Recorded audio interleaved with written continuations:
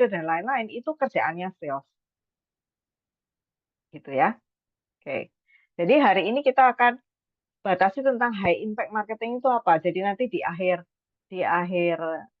slide saya akan berikan beberapa macam kemungkinan kita bisa membuat strategi dengan mencomot mana yang paling cocok untuk kita. Usaha-usaha marketing mana yang bisa berdampak tinggi, high impact kan, berdampak tinggi dari tergantung dari usaha kita. Duh, ngomongnya sampai belepotan ya. Jadi maksudnya high impact marketing itu apa ya? Strategi atau aktivitas marketing menggunakan sumber terbatas tentu saja karena setiap kita di perusahaan itu sumber kita untuk marketing biasanya terbatas. Kita tidak punya banyak sumber, terutama kalau di UMKM istilahnya ya, atau industri kecil menengah, itu biasanya masih empot-empotan duitnya. Kenapa? Mau beli material dulu, mau apa ya, ngembangin sistemnya dulu, mau ini kan banyak budget yang harus dialokasikan untuk kegiatan usaha kita. Karena itu biasanya marketing ada budgetnya, tapi biasanya nggak terlalu banyak. Jadi kalau kita mau ngomong mass marketing itu agak susah buat UMKM karena biasanya budget terbatas, sumber daya terbatas, orang yang ngerjain juga terbatas. Eh, kan orang-orang selalu bilang gampang lah buka sosial media gitu-gitu ya, langsung aja bikin akun Instagram. Akun Instagram kalau paparannya terbatas atau audiens yang lihat terbatas juga akan terbatas gitu ya. Jadi untuk menimbulkan high impact, kita punya cara-cara tertentu sehingga walaupun kita resourcesnya tidak banyak, tapi impact-nya cukup tinggi. Oke, menggunakan sumber terbatas tetapi memberikan hasil yang nyata. Itu yang saya sebut sebagai high impact marketing. Terbatasnya apa? Biasanya efektif biaya dan orientasinya pada hasil. Jadi kita perlu ingat bahwa setiap aktivitas atau strategi marketing harus punya target hasil.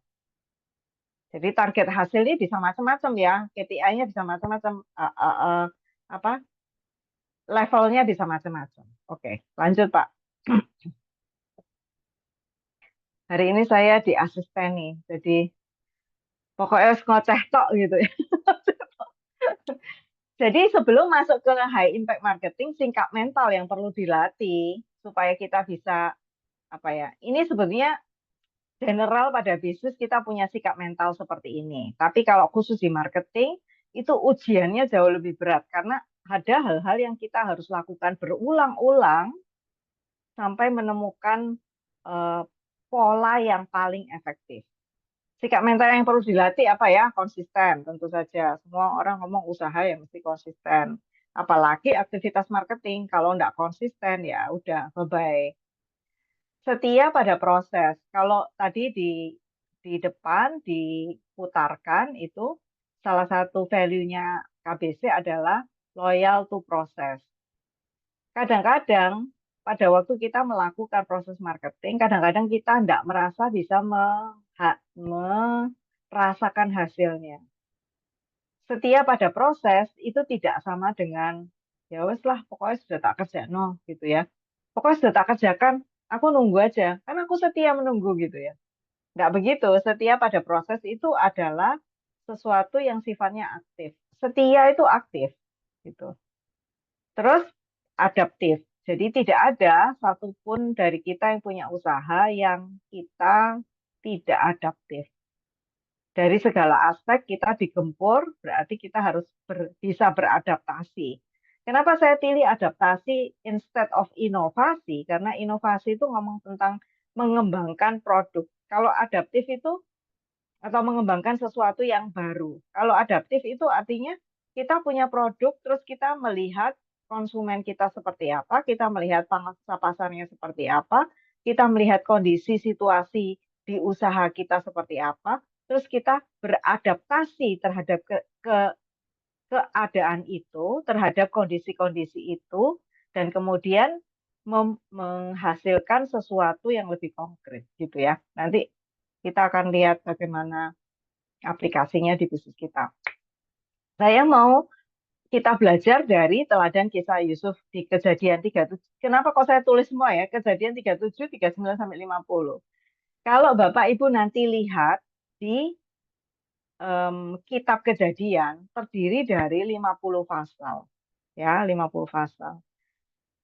Kisah tentang Yusuf sendiri itu dimulai sejak pasal 37, kosong di 38, lalu 39 sampai 50 itu ngomong cerita yang ada hubungannya sama Yusuf. Meskipun apa ya, kayak ada ngomong tentang Yakub, ngomong tentang saudaranya, ngomong tentang dia di Mesir, ngomong tentang berbagai hal.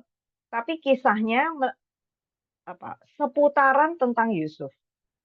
Kalau diperhatikan ya. Jadi kalau saya hitung itu di kitab Kejadian 50 pasal itu 13 pasalnya diantaranya ngomong tentang Yusuf itu sekitar 26% dari kitab Kejadian. Yang menunjukkan kepada kita betapa hidupnya Yusuf itu penting. Karena Kejadian itu kan ngomong tentang Allah menciptakan.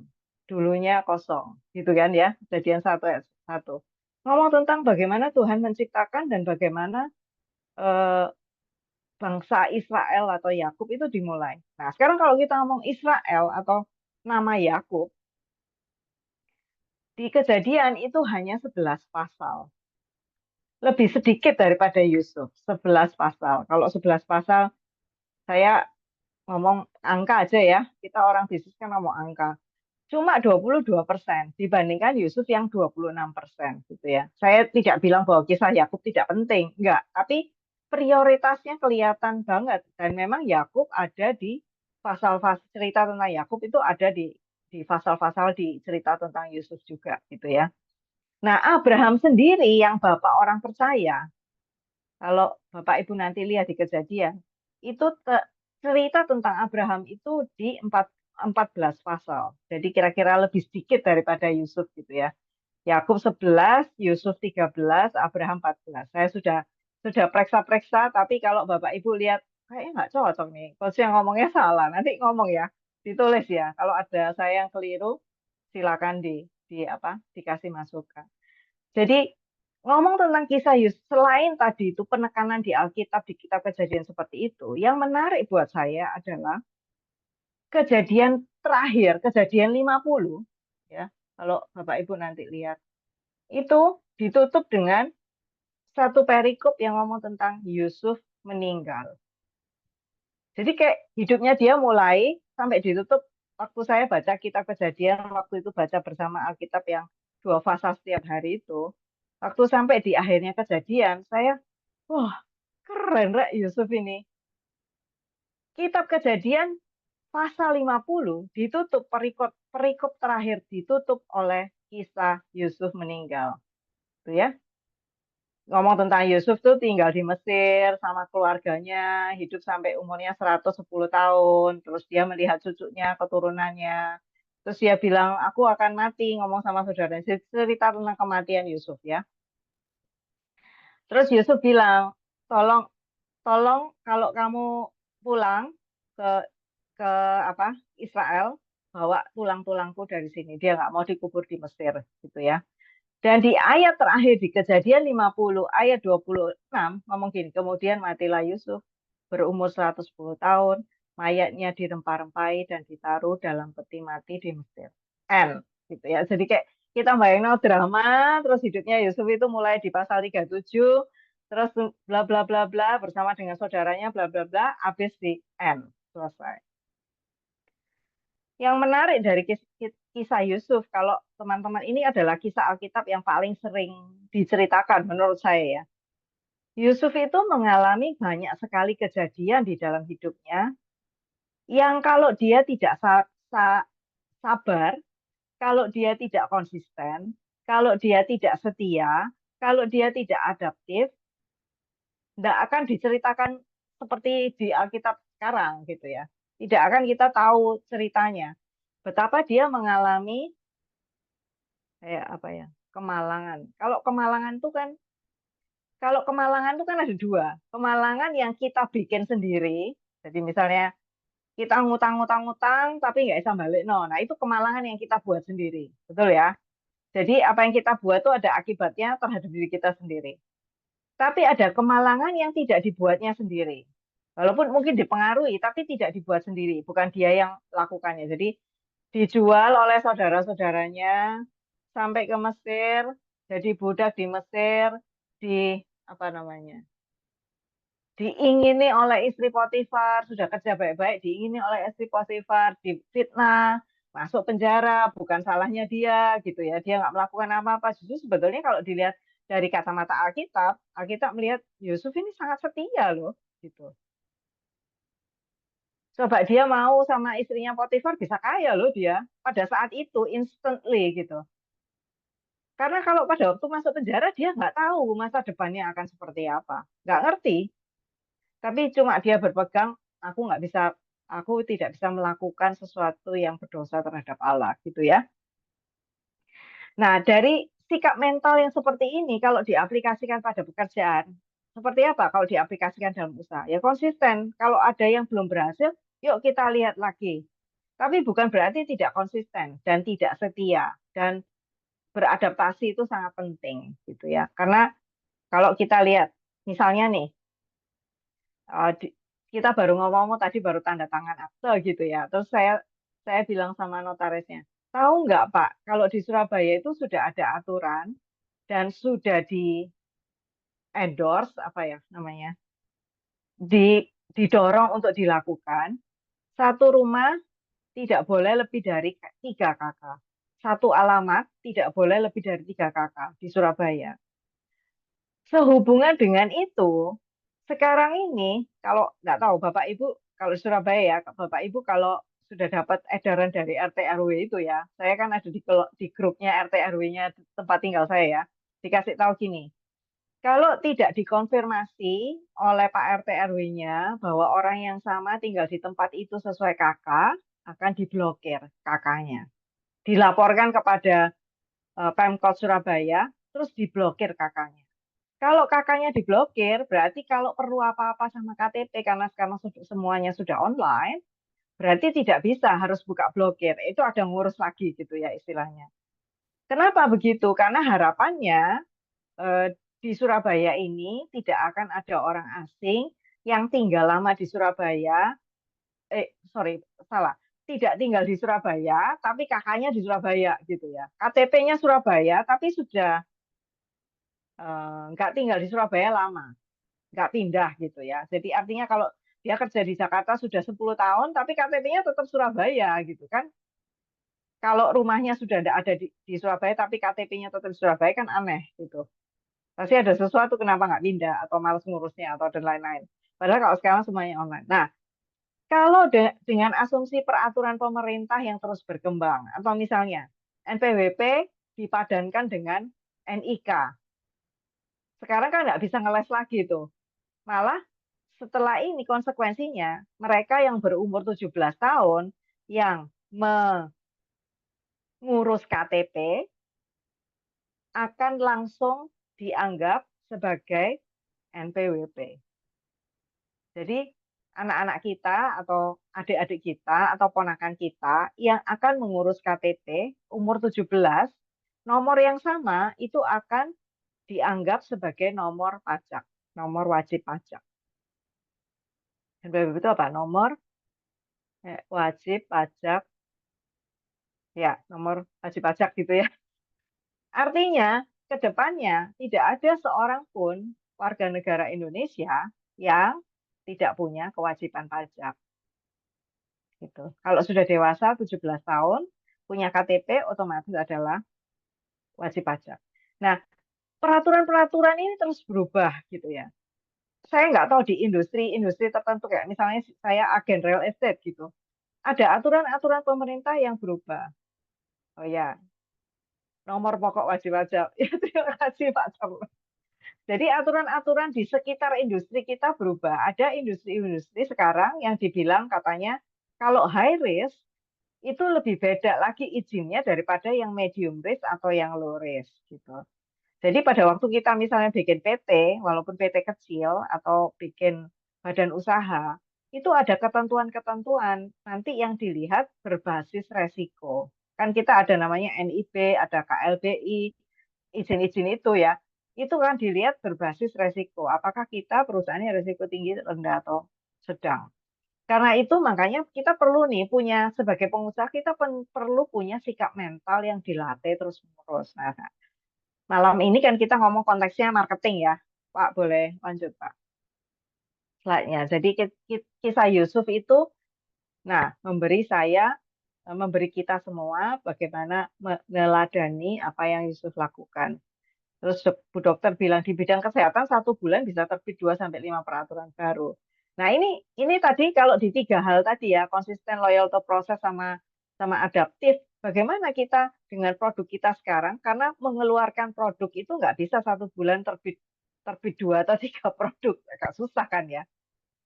Bagaimana kita dengan produk yang sama atau jasa layanan yang sama bisa beradaptasi terhadap peraturan-peraturan itu.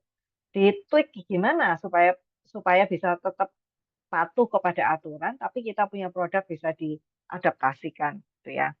Nah, terus kalau gitu, apa yang mesti kita lakukan? Pertama, tentu saja identifikasi target, audience, dan identifikasi produk. Pertanyaannya, mana lebih penting? Identifikasi target, audience, atau identifikasi target, produk. Jadi, identifikasi target audience atau identifikasi produk.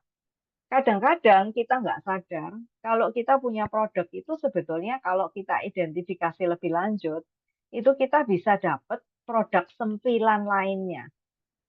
Sempilan tuh kalau bahasa Jawa apa ya? Ya, sisipan gitu. Bahasa Indonesia sisipan produk lainnya. Jadi contohnya yang paling sering saya pakai itu gini. Saya jualan mie pangsit bakwan. Produk saya mie pangsit bakwan. Terus pertanyaannya, apakah betul produknya mie pangsit bakwan aja? Enggak. Ya, mie-nya sendiri itu bisa dijual sendiri, pangsitnya bisa dijual sendiri, bakwannya bisa dijual sendiri, bahkan kuahnya bisa dijual sendiri, gitu ya. Jadi semakin kita ngerti tentang produk kita dan bagaimana kita punya protolan-protolan seperti Air Asia lah. Kalau dulu kita naik pesawat, semuanya termasuk bagasi, termasuk sekian, termasuk snack, misalnya kalau apa penerbangan jangka pendek, apa penerbangan jarak pendek. Kalau penerbangan jarak panjang mungkin ada macam-macam gitu. Lalu timbul yang Air Asia bilang, enggak gitu, terserahlah. Orangnya mau makan apa enggak, terserah dia. Orangnya mau bawa bagasi apa enggak, terserah dia.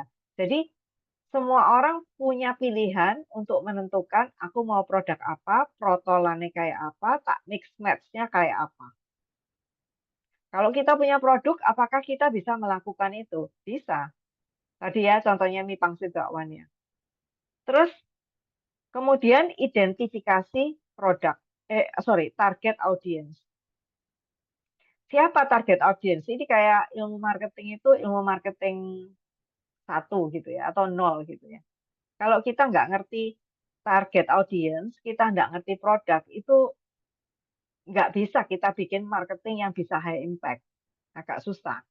Jadi mesti ngerti dua-duanya, ngerti target audiensnya siapa, produknya siapa. Nah, ada pengusaha-pengusaha itu yang gini, aku nggak punya produk, tapi aku punya target audience atau punya database audience. Contohnya kayak agen asuransi.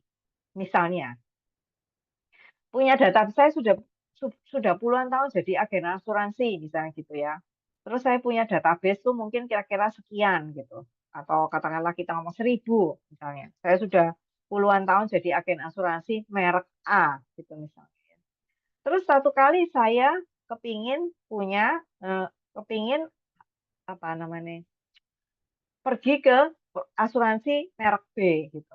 Pada saat saya pergi ke asuransi merek B, saya punya database, saya tinggal nawarin produk B ini kepada database yang sudah saya punyai. Jadi kayak ada pengusaha yang punya database tapi nggak punya produk, dia bisa jadi calo, dia bisa bawa database-nya ini kemana-mana gitu ya.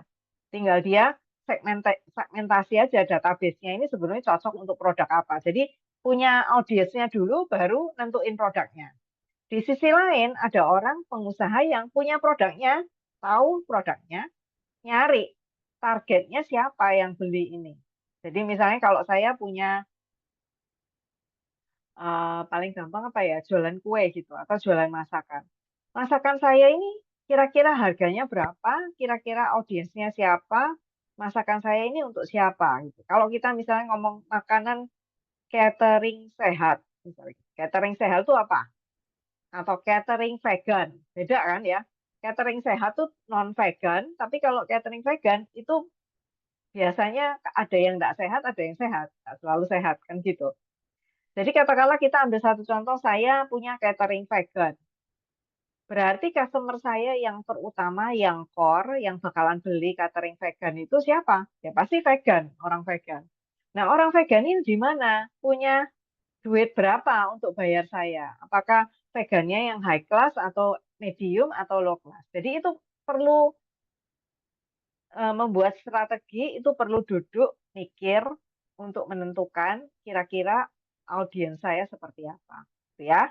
Kalau itu sudah jelas, setelah identifikasi, karena dua-dua ini harus diidentifikasi dengan jelas. Kalau dua-dua ini tidak diidentifikasi dengan jelas, kita bikin aktivitas marketing itu kayak nggak selalu bisa tepat sasaran. Jadi supaya kita memang harus ada waktu untuk duduk nulis-nulis atau duduk memikirkan apa gitu ya. Dan bisa terjadi juga kayak tadi contohnya mie pangsit bakwan tadi, customer mie tidak sama dengan customer bakwan, tidak sama dengan customer kuah, tidak sama dengan customer pangsit, bisa beda. Kalau dijadiin satu bisa sama, kalau dibeda-bedakan bisa lain. Bisa aja kan customer mie saya tok mie tok itu mungkin adalah pengusaha mie bakso lainnya, gitu ya. Kalau jualan bakso, bisa aja yang beli dari saya adalah ibu-ibu rumah tangga yang butuh bakso untuk anaknya atau butuh bakwan untuk anaknya makan dipakai kuah, gitu ya, kira-kira ya. Oke, semoga ini jelas. Saya punya waktu sampai jam 12 menit lagi kelihatan. Betul ya, baru mulai. Oke, yang kedua ya, langsung ya. Jadi kalau kita sudah tahu identifikasi target audiens dan produk, terus kita kemana nih? Udah ngerti? Bangun merek yang kuat. Bangun merek yang kuat tuh kira-kira bayangannya kayak apa sih? Ya pokoknya mereknya terkenal lah gitu kan. Ada sih yang ngomong, mereknya terkenal di mana-mana, orang tahu tentang merek kita. Orang no, bangun merek yang kuat adalah pada saat orang melihat merek kita itu bisa convert, itu bangun mereknya kuat.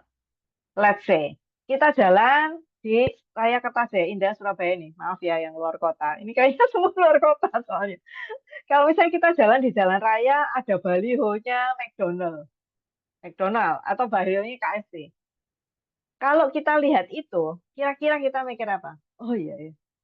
Makan McDonald is good idea ya. Apalagi waktu saya lapar gitu. Atau makan KFC is a good idea sekarang ya. Apalagi kalau kondisinya panas jam 1 baru pulang dari meeting, masih lapar-lapar, nggak bawa bontotan makanan gitu ya. Ya, itu yang dimaksud dengan membangun merek yang bisa convert. Nah, merek yang bisa convert itu bukan hanya merek yang menarik atau gampang diingat, tapi juga merek yang punya persepsi tertentu dan mempunyai asosiasi produk. Jadi misalnya asosiasi itu gini, kapan hari waktu rehearsal saya kasih contoh. Kalau misalnya kita mikirin em, mobil Volvo gitu ya, yang terpikirkan apa kalau Volvo? Mungkin ada yang bilang, wah sudah nggak zaman ya pakai Volvo, sudah lama. Oke, kalau misalnya kita beli Wuling gitu ya, dipikirkan apa Wuling? Asosiasi asosiasi terhadap Wuling itu apa? Hmm, nggak terlalu mahal, bentuknya oke, eh, tapi garansinya mesti hati-hati. Misalnya gitu ya, misalnya. Jadi membentuk merek yang kuat itu bukan hanya sekedar ngomong tentang merek saya terkenal, bukan hanya kalau orang tahu atau dengar atau lihat atau apa, mengenali merek saya itu bisa convert tuh akhirnya bisa beli gitu ya. Tapi juga asosiasinya terhadap persepsi dan asosiasi terhadap merek itu seperti apa, gitu ya. Dulu katanya kalau nggak ke Pasar Atom nggak ke Surabaya, katanya gitu. Kalau sekarang mungkin sudah enggak ya. Mungkin nanti akan muncul icon-icon seperti gini. Kalau ke Surabaya, nggak ke kota lamanya Surabaya itu berarti kamu belum ke Surabaya. Misalnya, kalau dulu kan kita orang luar pulau atau orang yang di Indonesia Timur bilang kalau ke Surabaya, kamu belum ke Surabaya kalau nggak ke Pasar Atom. Itu kan asosiasi tertentu terhadap kota Surabaya, asosiasinya Pasar Atom. Atau Pasar Atom, asosiasinya Surabaya. Jadi pastikan bahwa membangun merek yang kuat itu ngomong tentang persepsi dan ngomong tentang asosiasi kata-kata kata asosiasinya gitu ya. Kalau persepsi adalah gini, apa bedanya? Hmm, ini ya juga juga sering saya contohkan. Apa bedanya Indomart dan Alfamart gitu ya? Karena ini di Zoom, jadi saya mesti ngomong-ngomong sendiri gitu. Kalau nanya soalnya jarang yang jawab. Kayak melas gitu ya. Apa bedanya Indomart dan Alfamart? Enggak kok, Bu. Saya Enggak ya? mendengarkan. Oke, terima kasih Bu. Apa bedanya Indomart dan Alfamart? Dua-duanya sama-sama convenience store. Dua-duanya jualan produk yang sama. Kalau produk tertentu biasanya kalau kita di area tertentu yang banyak dicari ya apa ya? Kalau Alfamart dan Indomart paling apa? Aqua ya ada, minuman kaleng ada, snack-snack ya ada, makanan kecil-kecil yang convenience store langsung bisa beli gitu ya. Terus ditanyain, apa bedanya Alfa dan Indomart? Ada yang bilang kapan hari? Kalau di Indomart parkirnya gratis, kalau di Alfamart bayar, gitu ya. Terus ada yang bilang gini, kalau dari rumah saya pergi Indomart tuh cuma 10 langkah, pergi Alfamart 20 langkah, misalnya gitu ya. Soalnya biasanya Indomart sama Alfamart tuh jejer-jejeran gitu. Terus ada lagi yang bilang, kalau beli kopi, mendingan pergi ke Indomart, karena di Alfamart kopinya nggak enak. Gitu ya. Jadi, walaupun yang disediakan sama awalnya, produk convenience store, tapi kemudian masing-masing saya melihat Alfamart dan Indomart berusaha memberikan nilai tambah yang membedakan antara merek dia dengan merek satunya. Gitu ya. Jadi membangun merek, persepsi orang terhadap merek kita itu apa? Ada kan yang bilang gini, oh jangan beli itu, pasti mahal. Gitu. Atau oh jangan beli di sini aja murah, atau beli di sini aja enak, atau beli di sini aja wes enak, murah ada gitu ya. Atau beli di mana? Jadi sesuatu yang asosiasi itu apa persepsi itu terhadap produk atau layanan kita itu penting. Nah, saya menemukan gini di perusahaan-perusahaan jadul, jadul tuh ya apa ya? Tanpa bermaksud menyinggung ya. Mereka yang udah mengusahakan ya lebih dari 20 tahun atau ya setidaknya 10-15 tahun sampai 20 tahun itu biasanya sudah mulai jadul gitu. Kalau di perusahaan jadul, biasanya yang menentukan persepsi dan asosiasi adalah customer-nya. Paham ya? Kalau di perusahaan kita yang sekarang, kayak misalnya baru buka kafe, baru buka apa yang sekarang lagi ngetren itu, eh, yang dimsum-dimsum gitu ya, atau apa itu, apa yang minum kopi kosong, kopi O itu apa namanya? Kopi tiam. Kopi tiam. Nah, sekarang lagi marak gitu ya kopi tiam. Nah, kalau yang kayak gini-gini, kita sekarang sudah melihat gitu. Apa ya bedanya kopi tiam ini ambil kopi tiam itu? Biasanya mereka menentukan. Kalau di aku itu ini, persepsinya ini, keluarga, bla bla bla, bla bla bla gitu ya. Kalau di perusahaan jadul, biasanya kita tanyanya sama customer-nya kita. Menurut kamu, perusahaan itu ya apa gitu? Atau kamu lihat merek saya itu seperti apa? Ada yang bilang eh, lengkap, produknya harganya oke. Atau ada yang bilang produknya nggak lengkap, harganya murah. Atau yang bilang, wes nggak lengkap, nggak murah, gitu ya. Jadi itu asosiasi-asosiasi atau persepsi-persepsi di customer yang perlu kita apa ya ciptakan. Ada juga yang perusahaan sudah lama-lama yang jadul itu kemudian mengambil nilai positif dari apa yang disampaikan customer gitu. Customer belanja ada nih satu klien saya bilang gini, customer belanja belanja, oh ternyata kamu itu bukan toko biasa gitu ya. Itu dari customer yang ngomong. Terus sama mereka akhirnya dikembangkan. Yang dimaksud dengan bukan toko biasa itu apa? Apakah yang disebut sebagai kelengkapannya atau jasa yang ditawarkannya? Biasanya kalau kita apa ada toko-toko tertentu tuh yang ada kayak misalnya toko besi ya.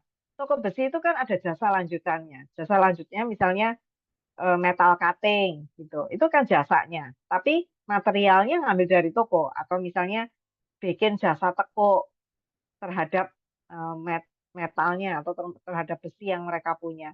Itu ada nilai materialnya, ada nilai jasanya. Nah, ini ada yang tanya. Nanti pertanyaan kita kita apa namanya? Kita bahas belakangan ya. Oke, sudah ada beberapa pertanyaan.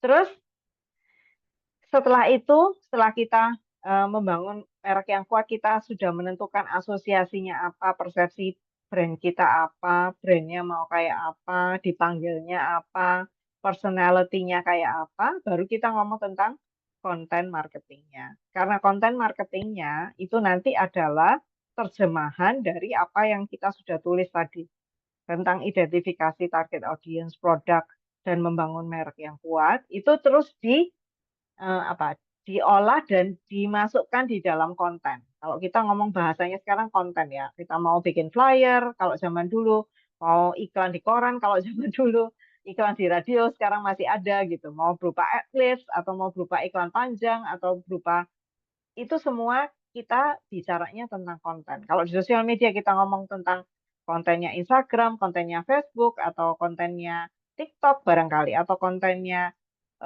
apa atau kita bikin podcast tertentu gitu ya. Itu semua adalah bagian dari strategi konten.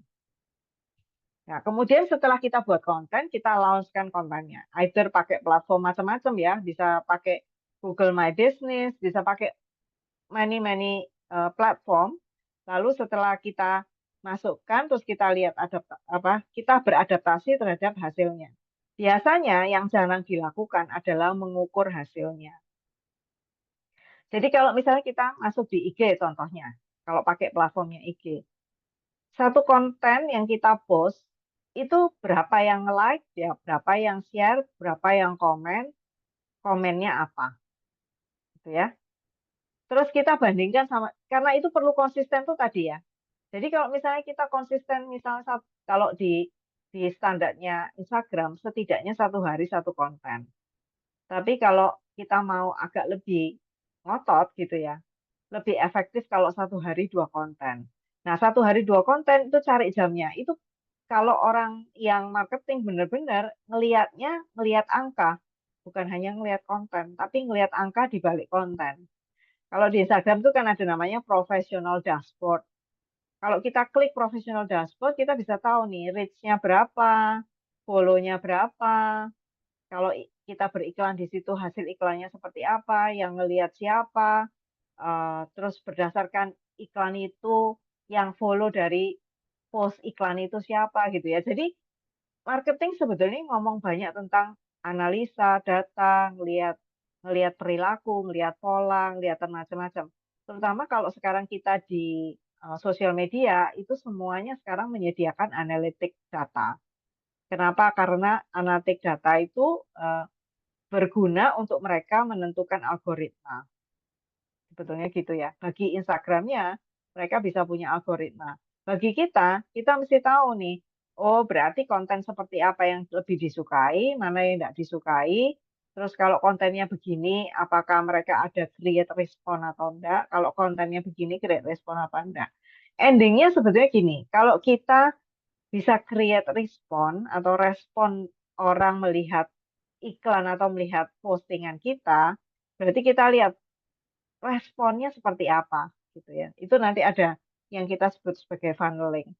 Jadi marketing ini sebenarnya setelah tebar pesona, dia harus bisa create leads istilahnya atau create ada orang yang bilang itu create prospect, tapi sebetulnya lead sama prospek itu sedikit berbeda. Nanti ada di belakangnya supaya lebih jelas. Jadi setelah lihat analisa data bla bla bla, kalau di sosial media sekarang kita lebih mudah karena kita punya analitik datanya terhadap akunnya kita. Kemudian kita lihat dan kemudian beradaptasi terhadap angka-angka itu, terus dilihat apakah angka itu bisa menunjukkan kita semakin tajam nggak identifikasi target audiensnya. Apakah target audiensnya tetap sama dulu, sekarang, dan selama-selamanya apa enggak gitu. Karena kalau kita jalan 2 tahun, 3 tahun, produk kita, eh, misalnya produk kita itu dipakai orang, misalnya gini, ada satu produk yang menarik ya, misalnya produk asupan ibu menyusui, misalnya gitu ya. Ibu menyusui itu terjadi pada saat seorang ibu baru punya anak. Sampai berapa lama? 1 tahun, paling lama 1,5 tahun. Setelah itu sudah tidak menyusui lagi. Berarti umur produknya cuma 1 sampai 1,5 tahun setelah seorang ibu melahirkan. Kalau gitu, setelah 3 tahun geser apa enggak? Ya geser pasti, karena umurnya yang seorang ibu yang punya anak itu umurnya akan geser. Kan umurnya pasti antara 25 sampai 35 lah anggapannya gitu yang punya anak ya. Jadi geseran-geseran ini kita mesti menyesuaikan adaptasinya di situ ya, identifikasi target. Sama kalau kayak punyanya apa Angels and I misalnya, tempat edukasi anak preschool, bisa dibilang gitu ya, preschool atau anak balita atau batita bahkan. Nah, itu yang memutuskan kan ibunya. Ibunya ini kan geser terus umurnya. Kalau dia anaknya sudah tidak balita lagi, ya tidak perlu lagi jasanya penitipan anak atau daycare. Berarti kan ibunya apa generasinya maju terus gitu ya. Semoga paham ya mas saya. Kalau tidak paham nanti bisa tanya. Pak bisa lanjut Pak. Saya tidak banyak kok, cuma 6. Nah, kemarin saya tanya-tanya, ini apa sih industri yang ada di Indonesia kira-kira? Ini ya industrinya ya, semuanya kira-kira. Nanti Bapak Ibu coba lihat, saya itu masuk di mana? Kalau misalnya saya eh, bikinnya adalah Tokopedia, Shopee, Bukalapak, Blibli, bla bla bla, itu ya, itu mungkin masuk retail dan e-commerce gitu. Tapi kalau saya misalnya ada di hotel, perhotelan, saya masuk tourism and hospitality. Kalau saya punya training center, saya masuk di education gitu ya. Kalau saya punya tempat spa, tempat gym, itu masuk di healthcare and wellness. Misalnya gitu kira-kira ya. Nanti Bapak Ibu lihat sendiri, saya masuk di apa industri yang mana. Berikutnya Pak. Oke. Saya mencoba membuat kasus terhadap, bukan kasus ya, study case lah ya. Kalau kita itu sebagai kumpulan KBC, kita kan ada di tengah-tengah KBC ya. Anggap aja kita bilang, sekarang kita ada di 4+1, jadi 4 area plus 1 online. Karena online itu kita mulai untuk teman-teman yang di luar kota ya, supaya mereka bisa ikut dan kami berharap bisa satu kali nanti Bapak Ibu bisa bikin yang onsite yang kecil aja 4-5 orang nggak apa-apa dimulai diskonnya gitu sehingga ada proses community dan proses sharingnya saling mengisinya di situ. Nah sekarang study case-nya kita misalnya KBC ini. Anggap aja saya bilang 4+1 itu saya targetnya 100 orang hadir di Biskom, saya punya budget 5 juta per bulan. Terus saya resource-nya nggak banyak, resource-nya cuma satu orang sekretariat namanya Teresia yang masih bisa melakukan pekerjaan-pekerjaan yang posting, admin, bla bla bla itu masih bisa gitu. Kita bisa bisa minta tolong atau mengirimkan undangan, invite Japri dan lain-lain itu masih bisa kita mintain tolong gitu ya. Nah, kalau seandainya dengan asumsi seperti ini, kira-kira saya pakai pakai tools yang mana? Kalau yang sebelah kanan ini kan toolsnya ya. Misalnya, yuk Bapak Ibu boleh jawab, mau pakai yang mana? Kalau kasusnya study case-nya seperti ini, yang saya cuma punya budget 5 juta per bulan, kira-kira saya bisa pakai yang mana? KBC ya, berarti apa? Komunitas sosial, non-profit. Silakan di chat yang mana kira-kira.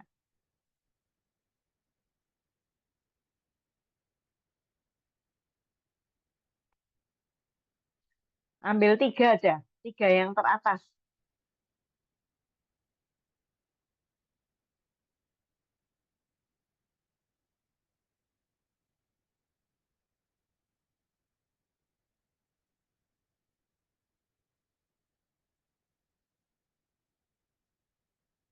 Marketing medsos, kampanye marketing dengan email, event komunitas. Oke, terima kasih Pak Ade. Ada lagi yang mau jawab?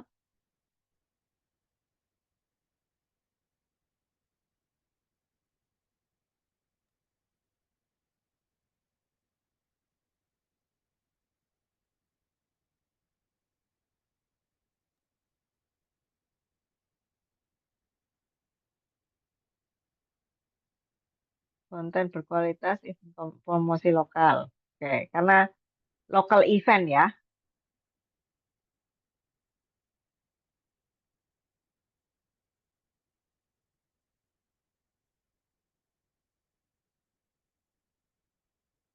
Ada lagi, saya tunggu.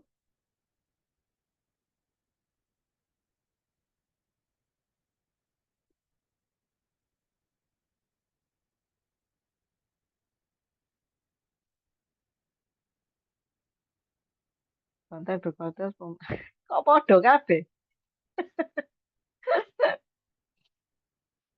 Kalau saya ya, kalau saya boleh milih yang lain, ya.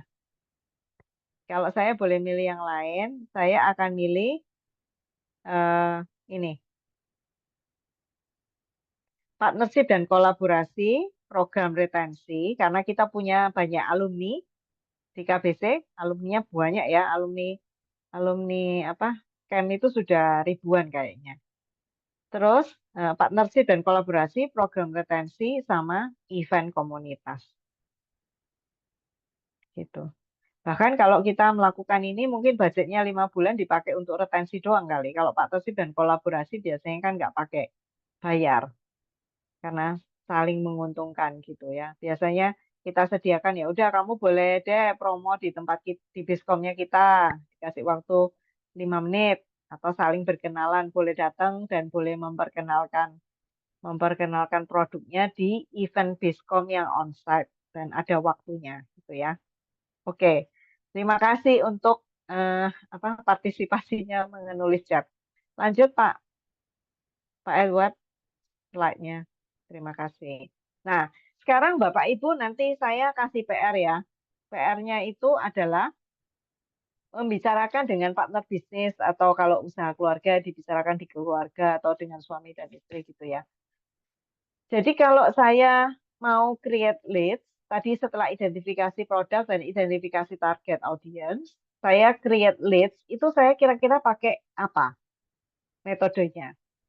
Cara yang mana? Yang saya punya resources-nya, atau kalau saya bayar, cukup dengan kemampuan saya, cocok dengan kemampuan saya. Itu yang mana? Itu ya. Terus supaya dari leads ini kalau kita sedikit masuk funneling ya. Kalau funneling itu kan ngomong tentang yang ini loh, apa namanya? Corong, corong, corong. Jadi corong paling atas itu adalah corong paling besar di mana kita create leads dengan menggunakan marketing. Jadi misalnya kita marketing di sosial media, leads-nya banyak, masuk semua di kita, terus kita mintain mereka datanya biasanya ya. Jadi waktu mereka masuk di kita, setidaknya kita tahu akun Instagram mereka apa. Itu namanya lead. Kalau leads kan kita nggak tahu awalnya kita nggak tahu kontaknya mereka, terus dia masuk kita anggap sebagai prospek. Karena kita sudah tahu datanya, ada data nomor telepon setidaknya atau ada data nomor apa akun, nama akun atau bahkan alamat email. Setelah itu kalau kita sudah punya data itu kita mau apakan? Disesuaikan sama produk dan layanan kita ya. Setelah itu saya cenderung bilang bahwa seorang pembeli pertama itu enggak saya langsung bilang customer, tapi adalah buyer. Karena pembeli pertama bisa aja adalah orang yang coba-coba. Jadi lihat iklannya kita, terus mereka beli gitu. Tapi setelah beli kerasa, kok gak enak ya, kok mahal ya, kok pelayanannya kurang ya, kok aku nggak terlalu perlu ya, kok bla bla bla itu. Sehingga kemudian dia cuma melakukan sampai pembelian pertama.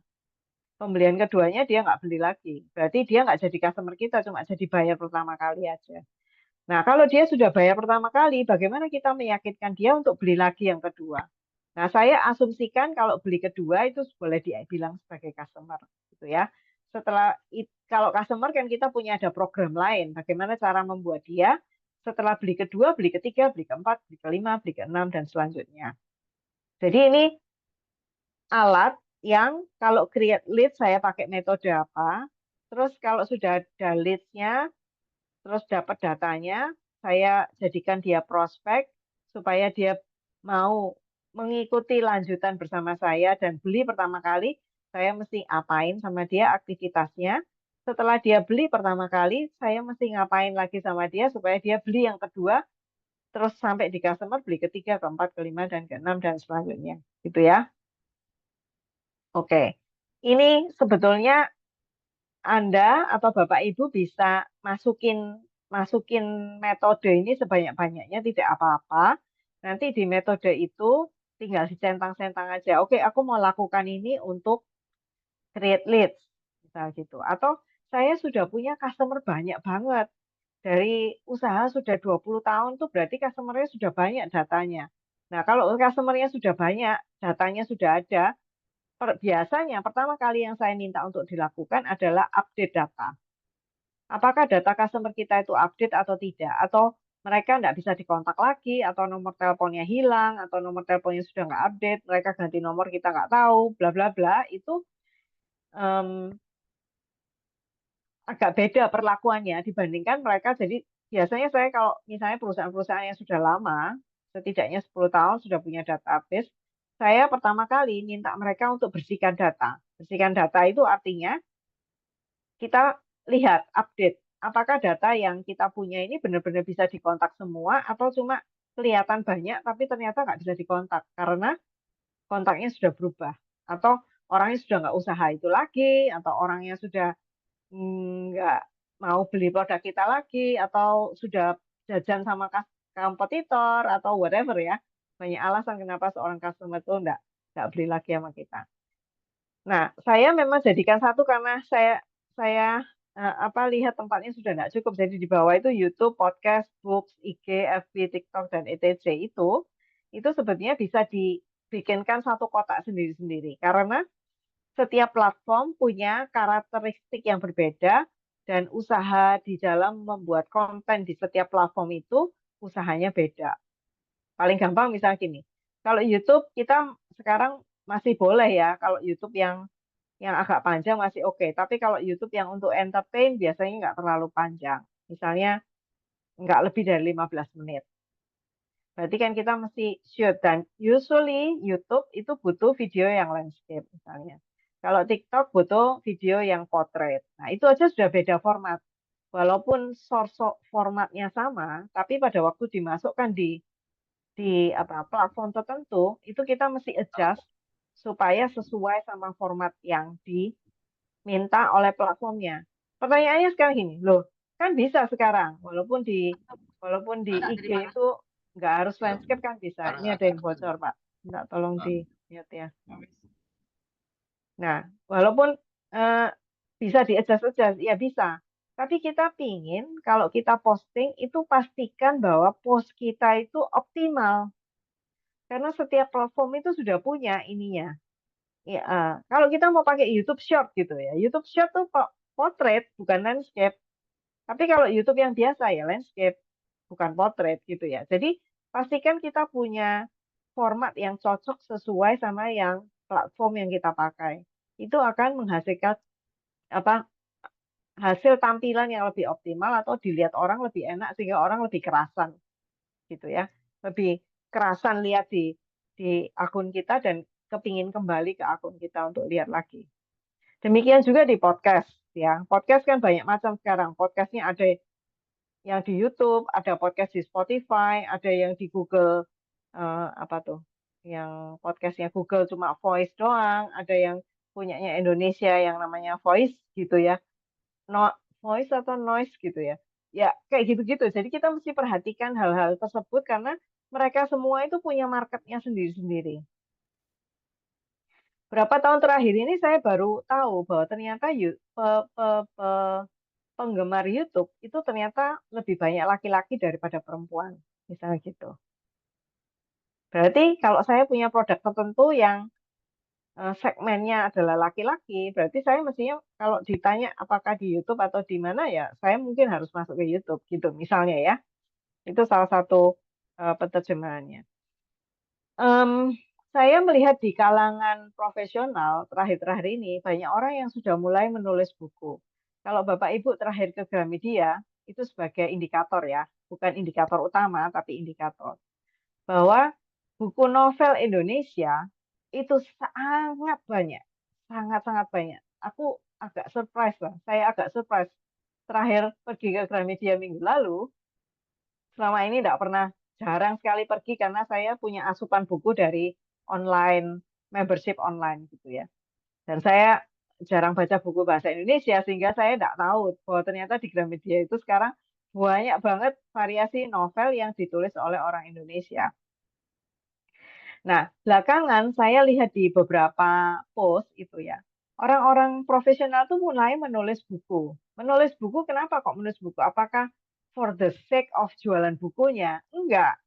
Karena menulis buku itu juga memberikan semacam persepsi atau memberikan menguatkan brand tertentu.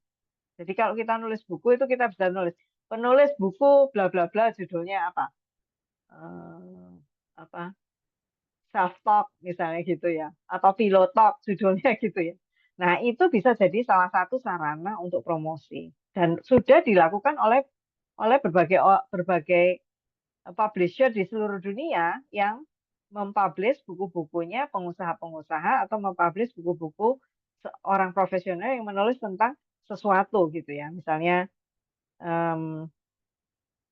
apa tentang apa ya, aku lupa. Misalnya tentang digital canvassing gitu misalnya. Gimana tuh caranya? Kita nulis satu topik aja untuk buku itu. Tapi penulisnya ditulis Edward Suwono, misalnya gitu ya. Misalnya ya. Oh, ternyata Pak Edward ini sudah pernah punya buku gitu. Jadi persepsi brandnya bisa berbeda, bisa lain gitu, bisa kelihatan lebih intel, lebih lebih apa, lebih naik kelas gitu. Kalau kita pernah tulis buku misalnya.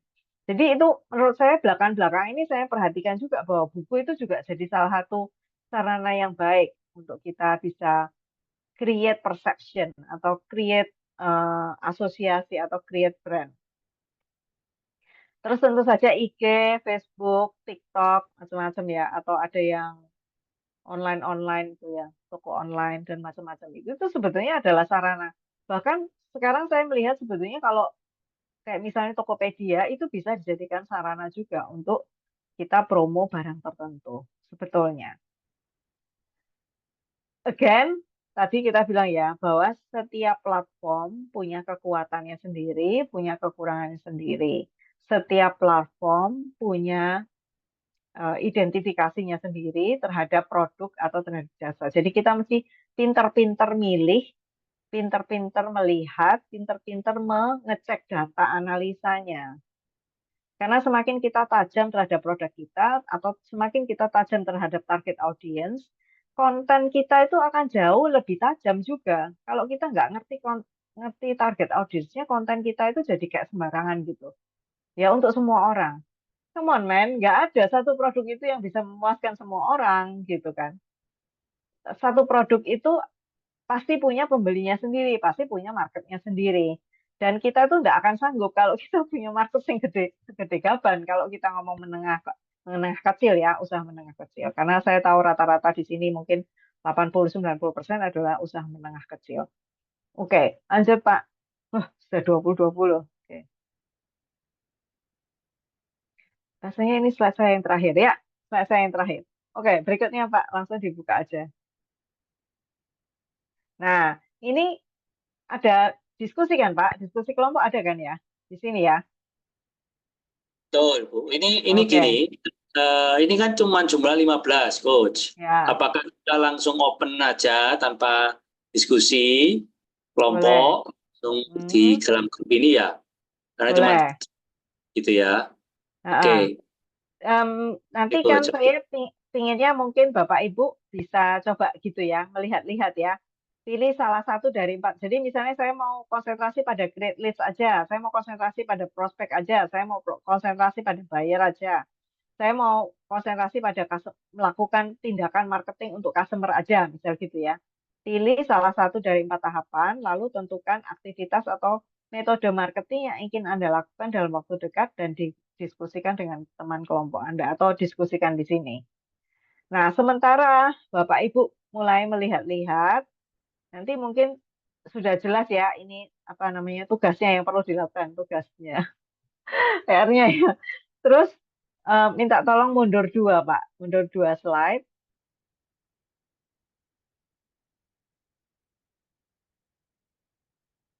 Ya, nah ini Bapak Ibu bisa pilih ya. Jadi tugasnya udah jelas, nanti tak tak apa tunjukin di sini, ditampilkan di monitor. Lalu Bapak boleh pilih, Bapak Ibu boleh pilih. Saya mau pilih yang prospek, terus saya mau pakai aktivitas apa, gitu ya. Nah, sementara itu saya mau perlu dikomentari enggak ini yang di yang di chat. Hmm, Yang pertanyaan yang bagaimana membangun branding coach iya. usaha jadul. Apakah perlu dijawab atau penjelasan saya yang tadi sudah bisa menjawab, Pak Victor dan Bu Novi? Halo Bu, Ya, saya aktifkan. Oke, sorry.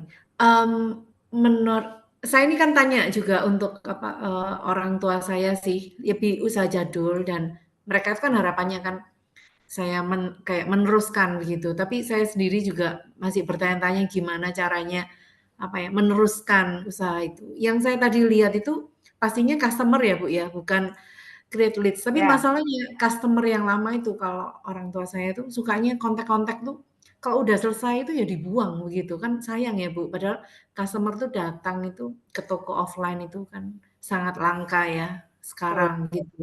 Hmm. Dan saya juga nggak tahu kalau dengan usaha yang sekarang tuh orang kan nggak mau datang ke toko furniture langsung kan mereka lihatnya online gitu.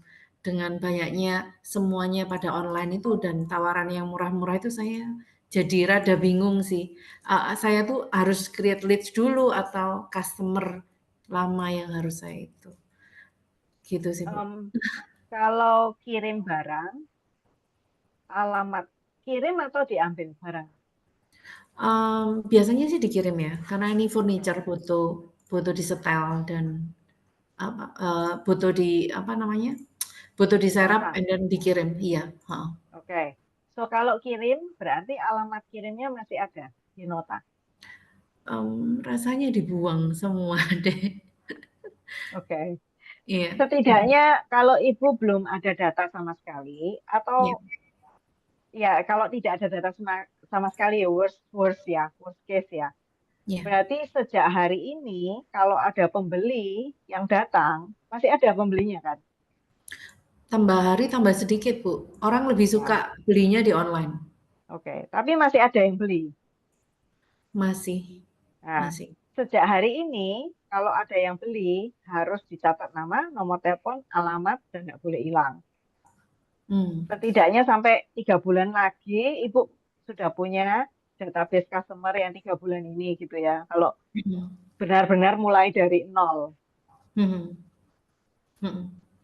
Oke, Tapi Bu. kalau misalnya barang-barang yang dikirim minggu lalu ada alamatnya, sopirnya masih ingat alamatnya, masih ingat nama nama itunya, notanya belum dibuang, itu juga bisa bagian dari database.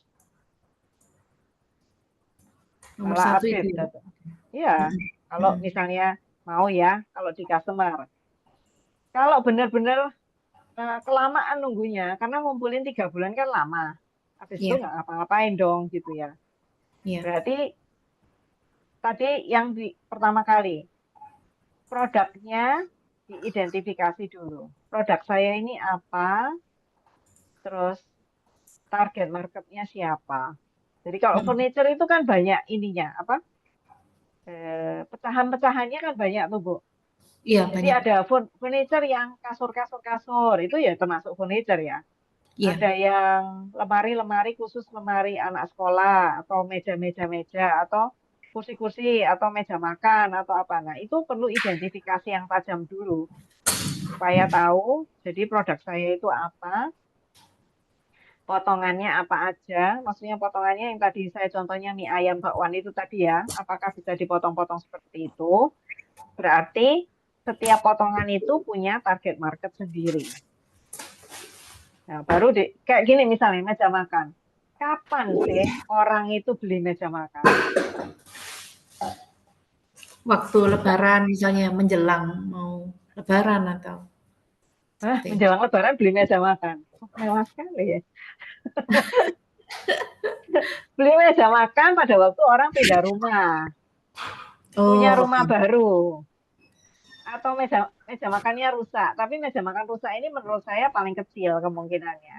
Lebih mungkin pada waktu pindah rumah atau rumahnya habis renovasi, ada ruangannya agak besar, mau ruang makannya pindah di situ, berarti mereka butuh meja kan gitu. Jadi Iya. identifikasinya itu sampai segitu, Ibu. Supaya Ibu bisa jelas, oh kalau aku jualan meja makan berarti mesti jualan sama siapa. Mm-mm. Oh, orang Contoh, yang iya orang yang salah satu contohnya ya. Kalau Ibu jualan meja makan juga gitu. Atau meja belajar. Meja belajar ini diperlukan oleh siapa? Berapa lama waktunya? Misalnya kalau meja belajar untuk anak-anak. Anak-anak itu meja belajarnya sampai umur berapa sih yang belajar di meja yang masih belajar mungkin kalau sampai kuliah gitu bisa-bisa ya. Setelah kuliah kan mungkin sudah nggak belajar di meja belajar atau kalau meja belajarnya kecil mungkin SMP sudah nggak ganti meja yang lebih besar misalnya gitu. Nah itu perlu Hmm. diidentifikasi segitu supaya pada saat nanti kita mau masuk ke sosial media karena itu sesuatu yang tidak bisa dihindarkan keniscayaan masuk di sosial media kita bisa memilih sosial media yang mana dan bentuk postnya apa, kontennya apa, untuk marketnya siapa, pembelinya siapa. Mhm. Itu tadi Oke. di slide pertama ya, slide pertama. Slide kedua atau ya slide kedua. Iya, yang tadi 4 itu. Mm-mm. Oke. Jadi gini ya, kalau saya dengerin Ibu bilang TikToknya gila-gilaan, murah-murahan. Modal saya Pertanyaannya aja lebih tinggi. Modal kamu. exactly, exactly. Sebetulnya kalau Ibu mau ke TikTok bisa nggak? Bisa. Tapi apakah yang di TikTok itu is your target market? That's the question. Apakah orang yang melakukan sesuatu di TikTok itu pasti akan create buyer? Kita nggak tahu. Nggak tahu. Kita cuma lihat aja. Tapi apakah itu betul-betul ada orang yang beli? Kita nggak pernah tahu. Ya. Jadi kalau kita memang mau akhirnya masuk di TikTok, kita harus pastikan apakah customer saya ada di TikTok, satu. Apakah customer saya mampu, yang di TikTok itu mampu beli produk saya? Iya, Nah itu. itu ya. Iya, siap, Bu. Jadi jangan langsung deg-degan karena lihat orang di TikTok gitu. Belum tentu juga. Iya, Bu. Makasih. Oke, Makasih banget, Bu Ruani. silakan ambil sepedanya di rumah masing-masing. Iya. Pak Ed, sudah saya Ya, iniin. Terima kasih. eh, ya mungkin ada teman-teman lain yang mau bertanya, silakan. Coba Pak, dibuka sungguhan lah Pak. Nah, Apanya, Bu? Bapak sing jawab ya. Loh. Oh, jangan, Bu. Lah, ini kan ada narasumber. Saya kan cuma ngewangi, Bu. Ngewangi tok saya ini. Teman-teman yang mau tanya, ini kalau di luar Biskom, ini berbayarnya mahal loh keseruan ini. Mumpung malam ini di sini, dihabis-habiskan, silakan masih ada waktu setengah Ada jam. rame-rame Pak. Besok pagi 1 jamnya bayarnya hitungannya dolar. Enggak Jadi, lah. oh ya rupiah tapi kursnya 16.400. Jadi ada setengah jam, apapun ditanyain. Yang kepikir, yang jangan takut tanya apapun boleh, paling cuma diketawain gitu kan. Besok pagi soalnya 1 jam mahal gitu. Ini mumpung gratis, silakan dihabis-habiskan. Wah, Monggo. dihabis-habiskan. Bu Ruani, saya apakah boleh tanya lagi, tapi bukan bidang jasa, bukan bidang barang. Kalau Ya, bidang boleh. jasa itu gimana ya Bu caranya mengidentifikasi market? Jasanya apa dulu? Jasanya teknologi, Teknologi itu apa? software house, kemudian Oh, software ya house. lebih software house ya. Eh, Untuk suami saya, penggunanya penggunanya siapa? Yang akan beli siapa? penggunanya itu bisa businesses Ibu. Oke. Pak Mhm. Edward, boleh minta tolong tadi dibuka Pak yang slide kedua sebelum terakhir yang ada pilihannya itu Pak, Oke, sebentar, tak siap pilihan dulu. ada. Mm-mm.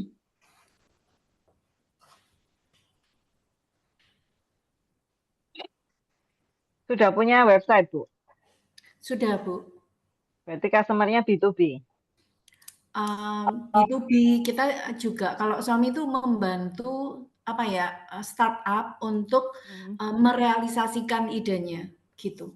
Kita, kliennya tuh smart farming, kemudian seperti itu. Tapi kami merasa kok belum apa ya, masih satu gitu, kurang maksudnya secara branding itu kalau jasa tuh gimana itu.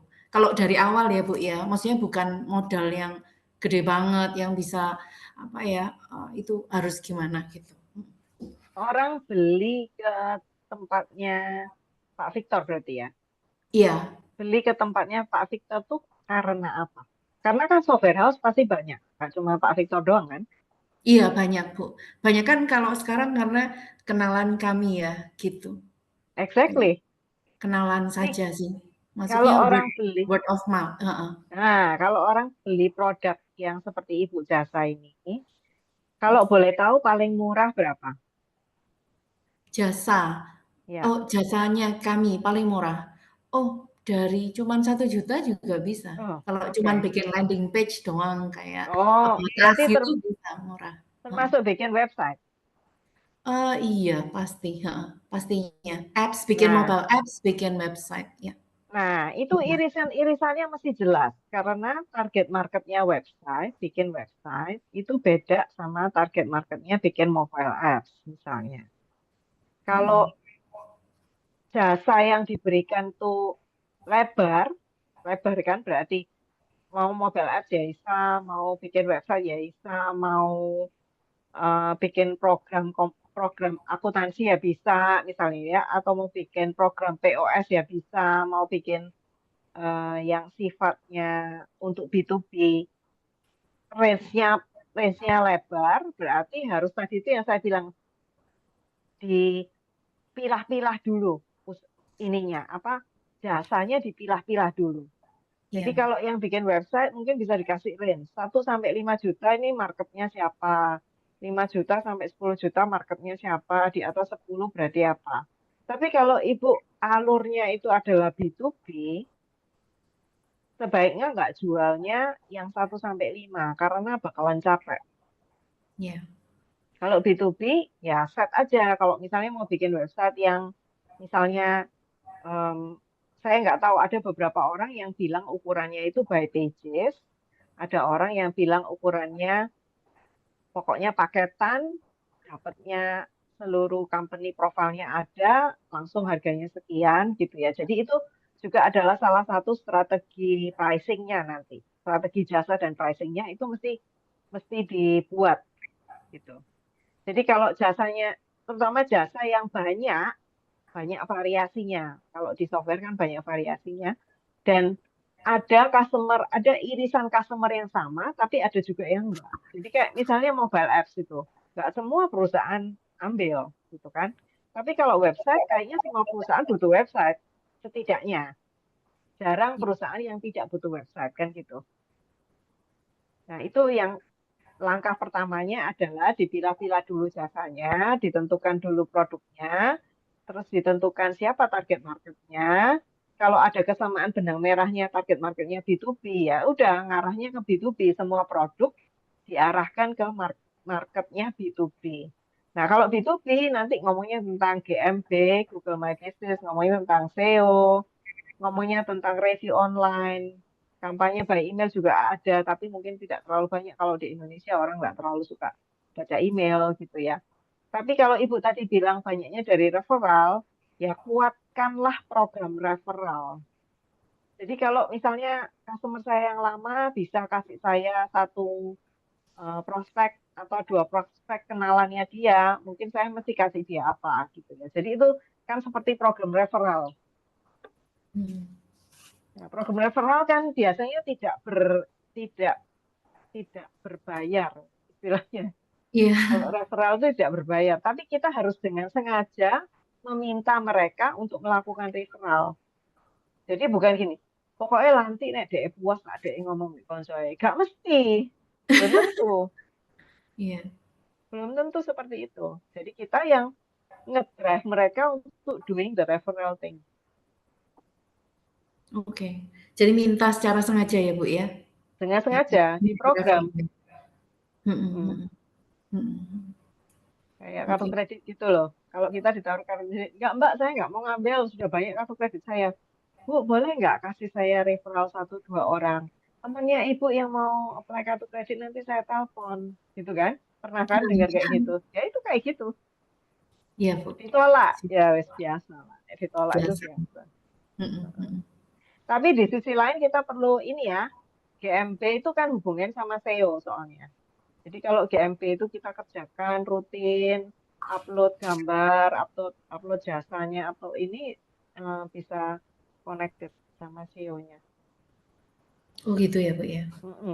Dan GMP itu bisa direview, ada review online-nya. Jadi kalau punya customer misalnya, tolong dong aku direview di Google. Kan ada tuh, kalau kita ke cafe aku direview di Google ya. Semakin banyak reviewnya, semakin baik reviewnya kan kita kalau ada orang yang ingin cari jasa yang kita terus kita dilihat reviewnya tinggi dan bintangnya 5 gitu ya orang akan lebih prefer kita daripada yang bintangnya 3 ya sama lah kayak gitu. Siap, Bu. Siap. Ya. Terima kasih. Sampai jumpa 3 bulan lagi dan sudah jalan semua. Amin. Terima kasih, Bu Rohani. Maaf, Ya, saya sama-sama. waktunya saya habiskan. Teman-teman yang lain silakan. Terima kasih. Masih ada 20 Kalau menit, gitu. Bu. Kalau nggak ada yang tanya, Ya. monggo. Silakan, Bu, tanya lagi. Kalau nggak ada yang tanya, saya Yang langsung juga bertanya. enggak, saya langsung live. Loh, jangan, Bu.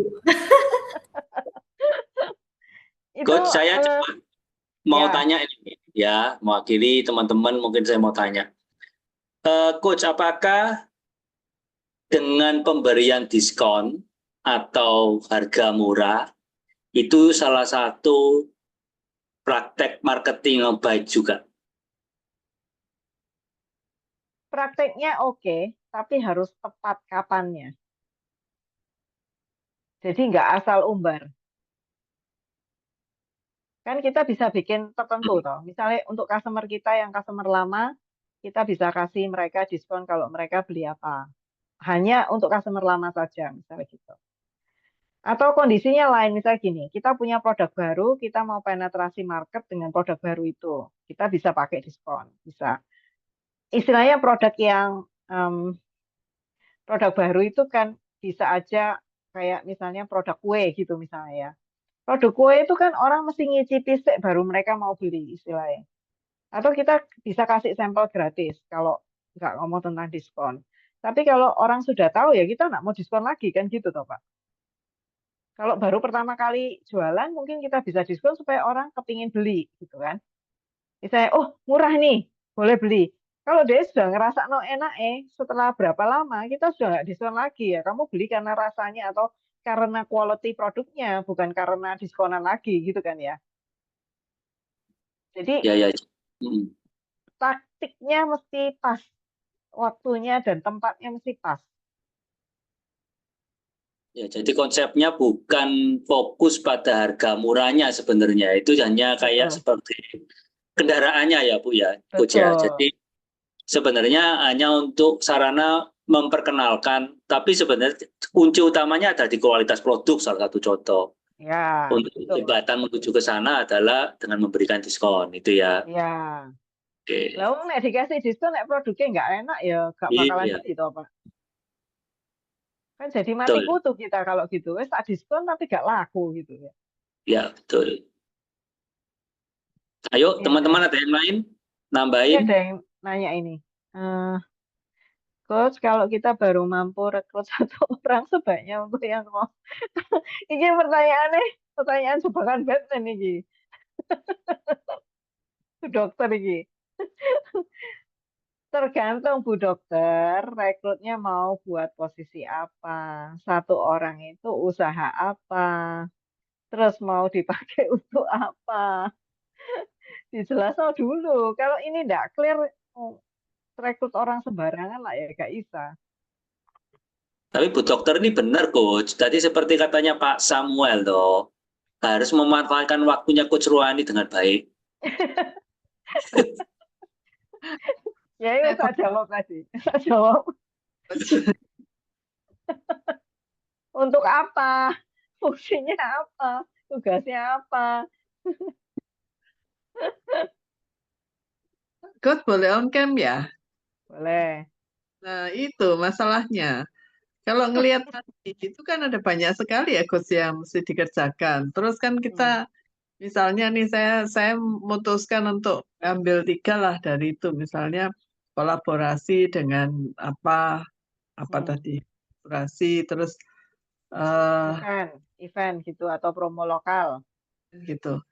Berarti orang yang harus saya rekrut ini model marketingnya ini online atau offline?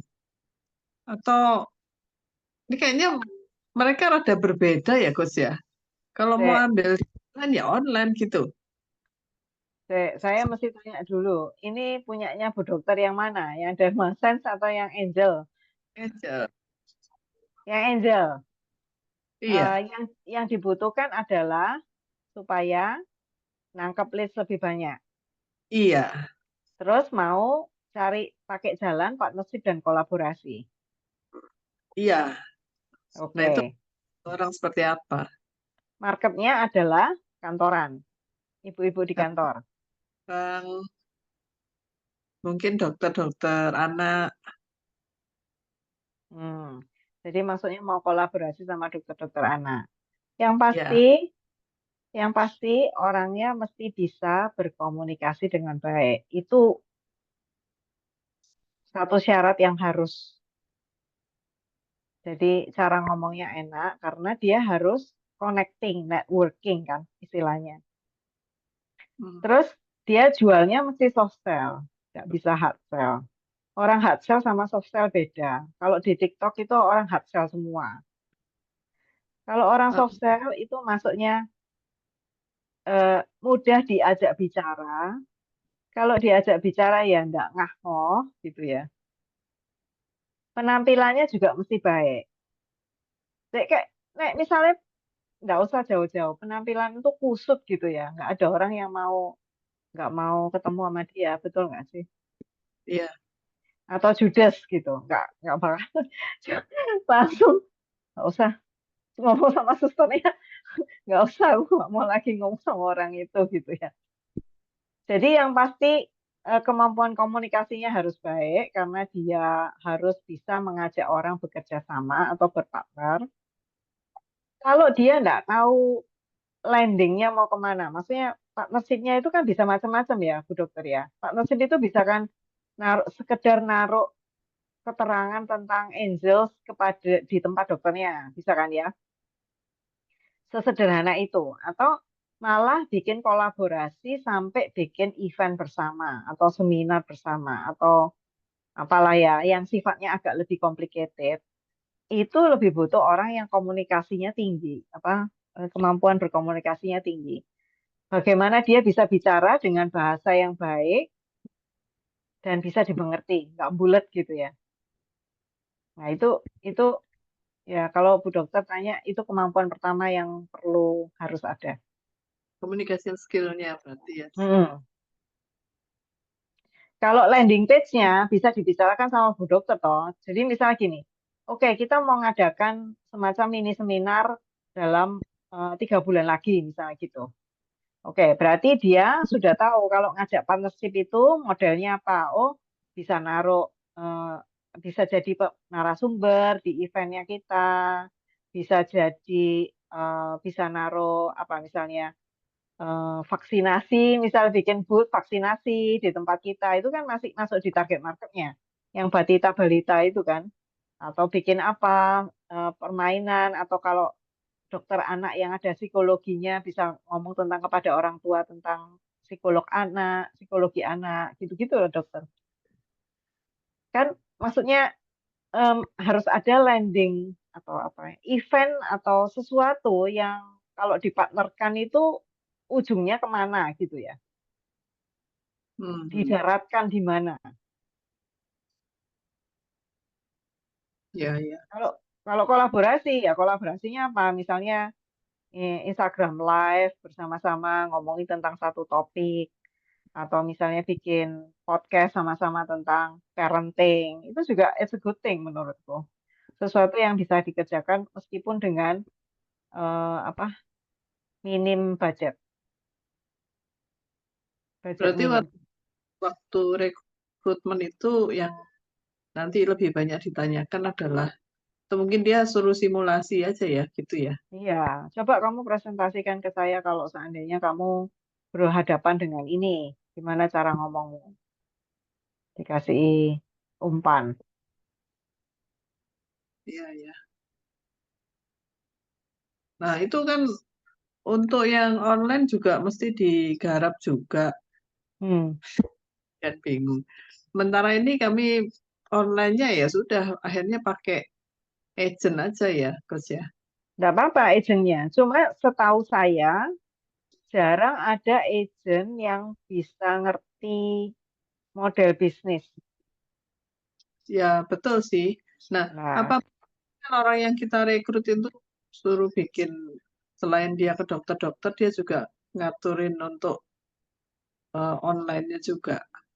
kalau dia bisa paham, berarti harus ada lulusan apa sih itu judulnya ilmu komunikasi kalau nggak salah.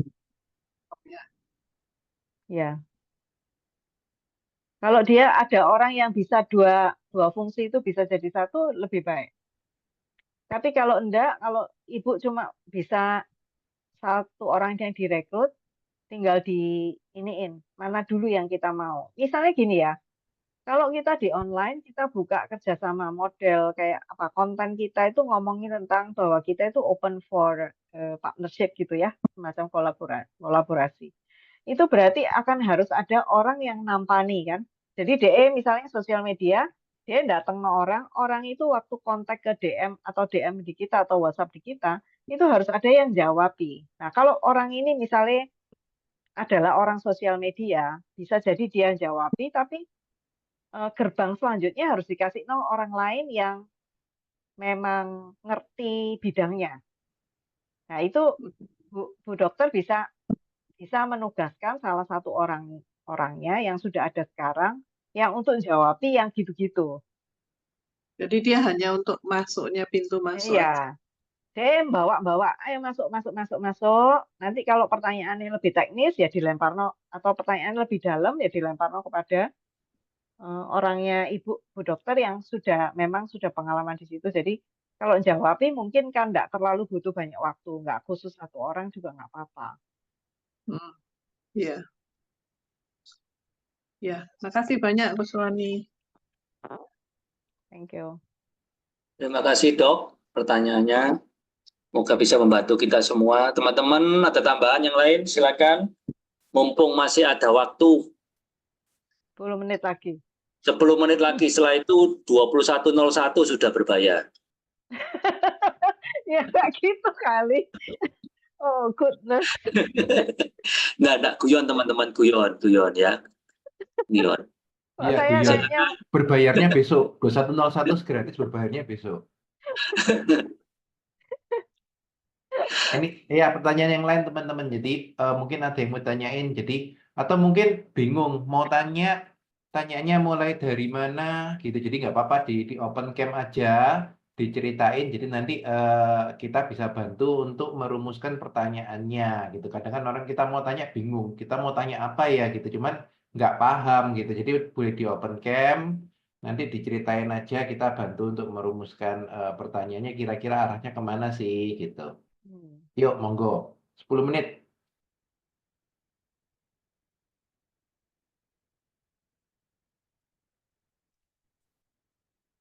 lumayan, saya masih bisa minum-minum. Kalau nggak ada yang tanya, ini aja Coach. Mungkin kalau dari tadi kan kita lebih ke arah B2C ya. Nah, Ya, kalau misalkan mungkin ada yang B2B. Jadi B2B itu kan kita hanya terbatas di GMB, SEO gitu kan, review kampanye email. Email memang benar ya. Kalau email memang Banyak orang malah nge-spam gitu. Jadi nanti malah email kita di-blok, dimasukin spam list, malah repot gitu. Nah, kira-kira kalau B2B berarti kan hanya terbatas ya. Kita hanya jadi kalau menurut Coach gimana? Apakah SEO itu juga, karena SEO itu juga kita pakai, kalau pengalaman saya pribadi ya kita pakai ini juga kita susah untuk mengukur detail dapatnya gitu. Jadi kalau SEO sering kalinya dapat orang yang tanya tapi ngawur gitu. Jadi yang mirip-mirip, misal kita di bagian teknik yang tanya, Pak jual kompresor gitu, padahal kita nggak jual kompresor gitu. Jadi SEO-nya ngawur gitu. Jadi entah mungkin pemasangannya atau gimana, cuman banyak yang nggak dapat gitu lah. Kira-kira kalau untuk yang B2B ada kiat-kiat khusus nggak nih? Termasuk tadi mungkin dari Pak Victor, Bu Novi kan juga ada B2B-nya. Jadi memang B2B ini kan agak susah ya kalau kita masuk, karena kan layer ya. Jadi ada masuknya harus lewat mana. Nah itu seperti itu, mungkin ada kiat-kiat khusus dari Coach gimana? Seperti yang saya dampingi itu klien ya. Kita butuh waktu 1 sampai 2 tahun untuk betul-betul dapat kata kunci yang tajam, sangat tajam. Jadi misalnya kalau anggap aja kalau SEO itu kan kita ngomong kata kunci ya, kekuatannya Pak Sam. Pada awalnya biasanya kita cuma menduga-duga sama menganalisa kata kunci yang kita cari di Google ya. Kalau pakai agen pihak ketiga atau agen yang ngurusi SEO, biasanya mereka menyediakan tuh kata kuncinya apa yang kira-kira relevan sama industrinya kita yang bakal dicari orang. Terus setelah 3 bulan kita lihat tuh SEO-nya, hasilnya analisanya ya. Kata kunci mana yang paling tinggi di kliknya. Habis itu kalau gitu berarti kita nambahin kata kunci baru yang kita lihat lagi nanti setelah 3 bulan lagi kita lihat kata kunci mana. Jadi semakin lama kita melakukan itu, lama-lama kata kunci kita itu adalah kata kunci tajam yang dicari oleh leads sesuai sama industrinya kita. Itu yang penting ya. Jadi bisa aja leads itu adalah leads yang tidak berkualitas yang dihasilkan oleh SEO. Berarti kita perlu pelajari lagi apakah kata kunci kita yang tidak benar, atau kurang tepat, atau kurang tajam, atau postingan-postingan kita itu tidak menunjukkan sebetulnya kita itu jualan apa. Karena let's say, ini kan pertanyaan gini, leads saya banyak, bisa banyak leads, ratusan leads. Tapi leads yang sesuai sama kategori kita, itu kadang-kadang nggak bisa. Jadi kelihatannya angka leads-nya banyak, tapi tidak bisa terkonvert menjadi prospek. Atau bahkan prospek bisa banyak, tapi tidak bisa terkonvert menjadi buyer. Berarti kan kita mesti lihat di ujungnya. Kalau kita orang marketing kan sampai di prospek gitu ya, atau sampai di lead ya. Kita lihat di ujungnya. Waktu kita menyampaikan informasi tentang kita, apakah ada sesuatu yang kita perlu ubah sehingga lebih cocok text writing-nya atau copywriting-nya atau penyampaiannya atau maksud yang disampaikan itu cocok dengan apa yang kita kerjakan. Maka kalau sudah gitu berarti, kalau sudah cocok berarti quality leads-nya pasti naik. Kalau tidak cocok, leads-nya banyak tapi no quality. Jadi kalau B2B itu sebetulnya adalah, kalau sekarang saya masih percaya bahwa Google itu adalah salah satu mesin pencari yang bisa menghubungkan kita kalau B2B ya pada umumnya. Walaupun kalau kita B2B, kita tidak boleh menutup kemungkinan untuk tetap bisa harus punya Instagram setidaknya. Atau kalau customer kita itu B2B, yang mereka masih main Facebook, ya berarti kita mesti tetap punya Facebooknya. Nah, karena sekarang Facebook sama Instagram itu postingnya bisa bersamaan, jadi sebetulnya kita tinggal bikin satu konten atau beberapa atau konten yang cocok sesuai sama yang kita inginkan. Dan ingat ya bahwa di media sosial itu suatu pesan harus diulang-ulang. Karena pada saat pesan itu di-post, makanya tadi saya ngomong tentang konsistensi itu. Pada saat post pertama dilihat oleh let's say 300 orang atau let's say gampangnya 10.000 orang. Terus post kedua dilihat oleh 7.000 orang yang berbeda dari yang tadi 10.000, 3.000-nya mungkin sama. Katakanlah yang post kedua itu dibaca oleh 10.000 orang sama, tapi 7.000 adalah orang baru yang tidak melihat post pertama, tapi 3.000 adalah orang lama yang lihat post pertama. Paham ya maksudnya ya? Moga-moga saya jelas ya. Jadi kenapa butuh konsistensi? Karena konsistensi itu kita tidak tahu siapa yang ngelihat kita. Dan kalau semakin itu diulang-ulang, semakin baik sebetulnya. Karena pesan kita pada akhirnya at the end of 10 years, enggak 10 years, at the end of 3 years atau 1 year gitu, akhirnya pesan kita yang sesungguhnya itu nyampe pada target market yang tepat gitu. Makanya butuh konsistensi konten itu, konsistensi lah, ngomongnya sudah konsistensi. Karena itu, karena kalau di online tuh karena kita tidak pernah tahu siapa yang melihat kita, kalau kita bisa create some post yang bisa menyebabkan mereka react atau mereka save atau mereka like atau mereka komen, itu sebetulnya adalah hasil dari konsistensinya. Jadi saya pernah sekarang masih jalan ya. Ini sudah masuk tahun ke-4. Masuk tahun ke-4 ngurusi media sosialnya ya. Tahun pertama itu pas pandemi 2020. Kita bikin konten produk baru, betul-betul baru, tapi produk baru ini yang memutuskan adalah para cowok lah ya. Jadi kita setelah lihat berapa, memang ini ngomongnya perlu data dan analisa dan macam-macam gitu ya. Terus waktu lihat pertama kita tahu bahwa 70% yang lihat konten itu adalah cowok. Kan di Instagram keluar tuh. 30% adalah perempuan. Pertama saya nggak terima ngetes, mosok sih? Bener tak? Terus tak kasih konten-konten yang sedikit feminim gitu ya. Ya tetap sama angkanya. Jadi akhirnya saya setelah 1 tahun berjalan atau hampir 2 tahun, terus saya melihat bahwa angka ini tidak berubah. Berarti memang eh, audiens kita yang ngeliatin kita yang butuh barang itu adalah memang 70% laki, 30% cewek, 30% perempuan. So akhirnya di tim kita memutuskan untuk membuat konten-konten yang memang sangat cowok gitu ya. Karena audiensnya cowok. Terus eh, kita ngomong tentang kelebihan produk biasanya ya. Kenapa kok produk itu apa ya perlu dibeli apa segala macam. Terus kita ngomongin itu dan kita selama 4 tahun ini kita ngulang terus. Jadi maksudnya gini, ngulang itu gini. Pesannya sama, misalnya ngomong tentang tahan air gitu ya. Produk ini tahan air, pesannya tahan air. Tapi diungkapkan dengan cara yang berbeda-beda. Satunya ditanya, produk tahan air itu akibatnya buat kamu apa? Gitu. Kalau kamu pakai produk ini, kamu kan dapat tahan airnya. Terus tahan airnya itu konsekuensinya buat kamu apa? Gitu misalnya pendekatannya. Pendekatan kedua kita plain aja ngomong, tahan air, wes pokoknya tahan air. Kamu kasih air apa aja. Pendekatan ketiga kita ngomong, ini adalah berpori. Kalau berpori, porinya itu sedemikian kecil sehingga air itu nggak masuk ke dalam permukaan sehingga tidak menyebabkan lembab. Itu kan ngomong sih seputaran tahan air gitu ya. Tapi edukasinya itu diambil dari berbagai angle sehingga orang itu oh ya tahan air itu berarti konsekuensinya aku pakai produk ini dia nggak lembab terus dia ada porinya akibatnya ini. Awalnya waktu 1 tahun 2 tahun pertama orang itu DM kita tanyanya gini, ini sebetulnya produk apa sih? Padahal yo di itu di bionya udah jelas produknya adalah pelapis dinding gitu kan atau wall cladding istilahnya. Terus dijelaskan juga. Terus di situ di semua post kita ngomong tentang wall cladding, wall cladding, wall cladding. Sampai kita yang bikin konten itu sampai belenek, sampai mau muntah ngomong no wall cladding. Itu setelah 1 tahun, 2 tahun ngomong gitu. Itu sih ada loh sing tanya, ini produk apa? Pusing kan?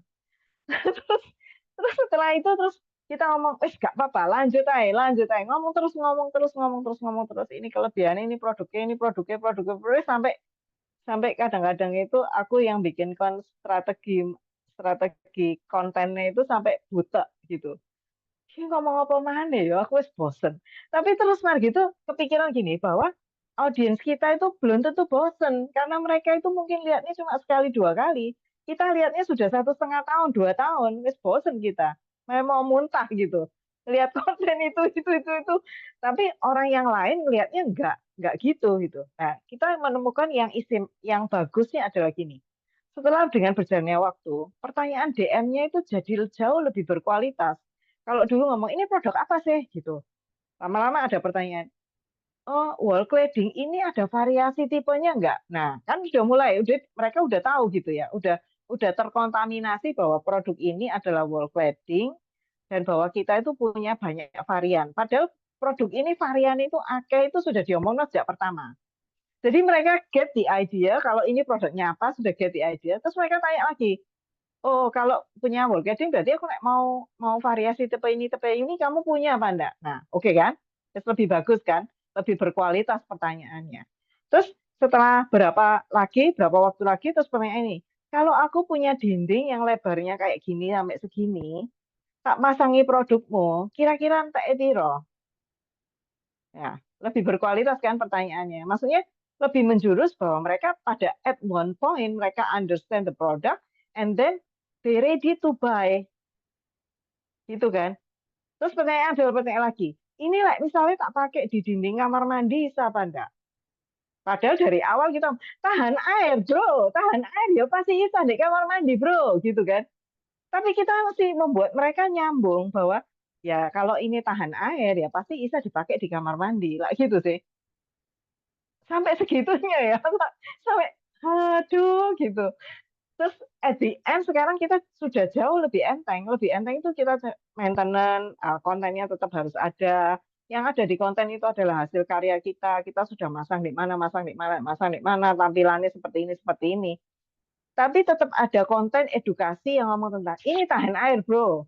Gitu. Misalnya, ini pori-porinya cilik, bro. Atau ini, ya kayak gitu-gitulah. Sesuatu yang sifatnya kayak edukasi dasar tetap harus ada karena bisa jadi orang yang lihat konten kita belum pernah sama sekali kesentuh sama sama akun ini gitu. Baru pertama kali lihat atau baru 2 kali lihat atau baru 3 kali lihat. Jadi kalau kita sekarang dapat pertanyaan ini sebetulnya produk apa itu sampai kita ngomong, kok ini nang dia ya bro? Selama 3 tahun 4 tahun ini kemana aja kamu kok baru tanya gitu? Tapi itu sudah sangat jarang dibandingkan yang pertama-pertama. Kalau sekarang sudah ngomong gini, aku butuhnya sak gini, berapa meter. Aku mau lihat barangmu ya, di mana showroomnya, gitu-gitu. Jadi sudah sangat sangat terkotak ya, bukan terkotak ya, sudah tahu. Oh ya tahu, aku mau bangun ini, aku pingin dindingku gini, aku berarti kontak kamu gitu. Ya, itulah konsistensi dan itulah makanya saya yang tadi ngomong tentang di depan tuh tentang konsistensi, tentang setiap ada proses, tentang adaptasi, itu yang betul-betul dilakukan pada waktu kita melakukan sosial media. There is no other way, there's no short way untuk sampai di titik ini. Ya pertanyaannya sekuat apa kita? Karena kalau kita ngomong tentang sosial media, sometimes kita juga pikir mesti kombinasi kayak gini. Ada giveaway, ya, sometimes. Atau ada hadiah-hadiah, ya, sometimes.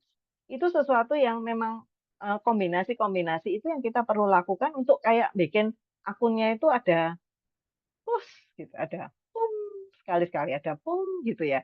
Jadi membuat orang itu kayak, oh, oh ya, apa ya? Kok kamu kasih giveaway ini apa ya? Gitu kan. Harus ada itu. Makanya pertanyaannya selalu gini, apakah semua metode marketing itu bisa dilakukan? Bisa. Keterangan selanjutnya adalah kapan dan berapa lama dan apa yang ditawarkan. Kalau giveaway ya apa yang ditawarkan, gitu kan? Kalau mau buy one get one, apa yang ditawarkan? One-nya apa? Jadi hal-hal itu yang gini. Kadang-kadang yang saya temukan tuh teman-teman kita pengusaha itu tidak cukup detail untuk memikirkan hal itu sehingga kehilangan kesempatan atau tidak cukup sabar gitu. Kayak, loh itu sebelah itu ketokane kok kontennya apik-apik loh ya.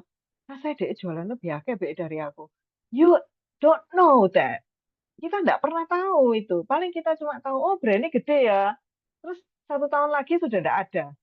Dan kita kan nggak mau kayak gitu. Kita kan kepingin kita melakukan sesuatu itu satu-satu pelan-pelan ditelateni terus. Bukan berarti kita nggak beradaptasi ya.